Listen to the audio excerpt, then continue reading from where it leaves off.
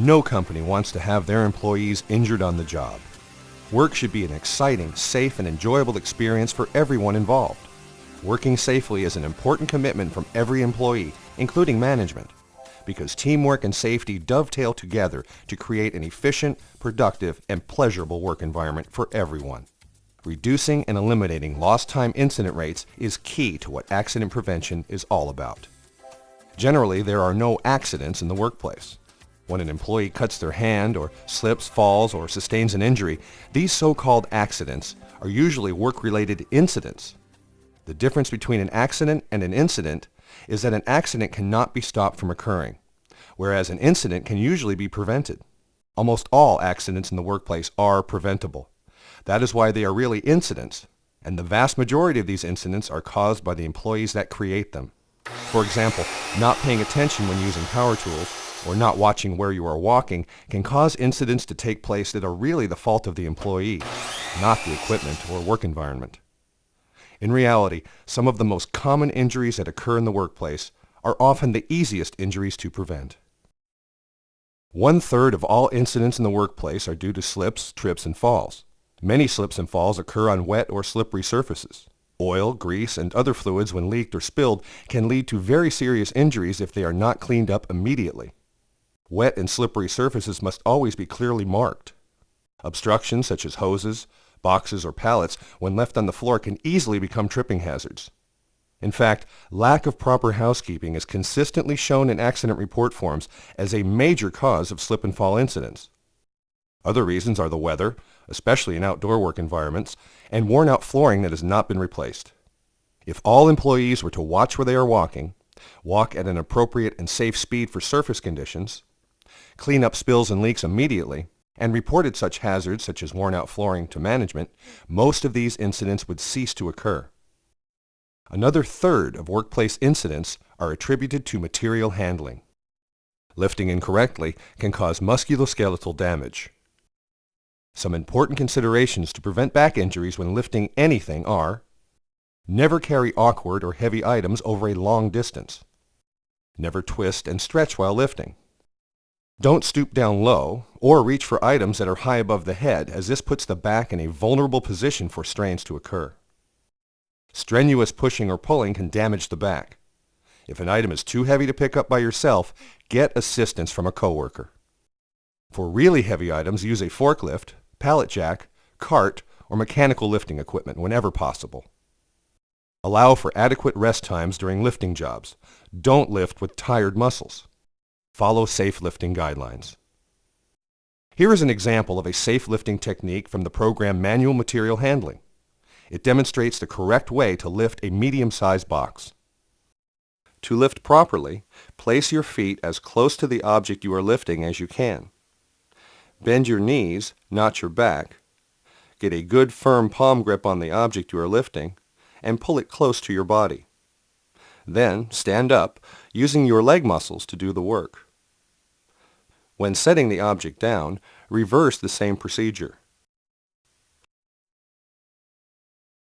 Other common causes of workplace incidents are traffic-related. These occur not only in warehouse operations, but also wherever people come and go in motorized vehicles. These include collision with a motor vehicle, you or materials falling off vehicles, and overturning vehicles. The ways to reduce these types of incidents are: separate pedestrians and forklifts by physical barriers or distance whenever possible. Don't allow passengers on the forklift or let them ride on the forks. This will prevent people from falling off vehicles. Don't speed. A speeding forklift is an incident waiting to happen. Also, never drive a forklift with the forks raised, as you can damage walls, materials, and injure coworkers.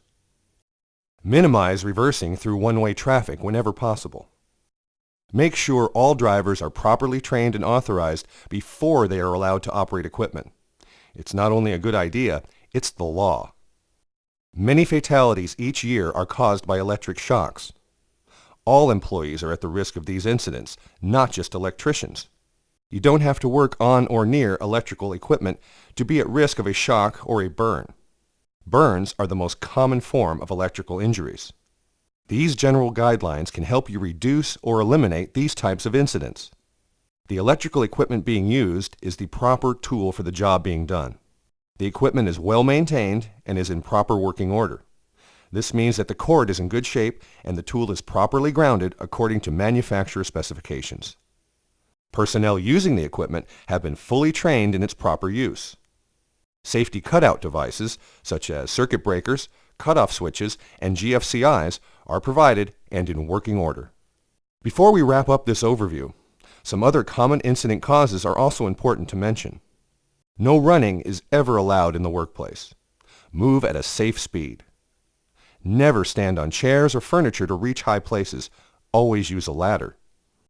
Don't jump from high places, such as truck beds or loading docks, to prevent foot, ankle, or leg injuries. Never leave file drawers open. They can become tripping hazards or cause the file to tip over. Pay attention when using box cutters. Always cut away from yourself and replace dull or broken blades that can slip and cause loss of control. Wear all personal protective equipment when it is required. This includes eye protection, hearing protection, proper footwear, and respirators. This protective equipment has been provided by your employer for your protection. Always be aware of machine guarding and never remove or tie back guards or safety devices. Follow your company's lockout and tagout procedures. Do not remove locks, tags, or operate any machine or tool that is being worked on by maintenance. Also, be sure to report any broken or damaged equipment immediately to your supervisor. Of course, all incidents and near misses, however minor, must be reported to your supervisor immediately. What happens next? After an incident has occurred, it is the supervisor's responsibility to interview the person involved in the incident and to fill out an accident report form. These reports must be in writing, as the data may be reviewed months or even years after the incident took place. After the initial interview, an accident investigation will take place. This investigation will gather all the facts pertinent to the incident. This includes taking photographs and writing down any eyewitness accounts. This information can then be used to determine the cause of the incident and to make corrections to prevent this type of incident from occurring in the future. As you can see from this program, workplace incidents do not have to occur. If employees follow company procedures, don't take shortcuts, pay attention to what they are doing, so-called accidents would almost cease to exist. Your company wants you to work in a safe, accident-free environment, but it's up to you, the employee, to behave in a safe, reliable manner.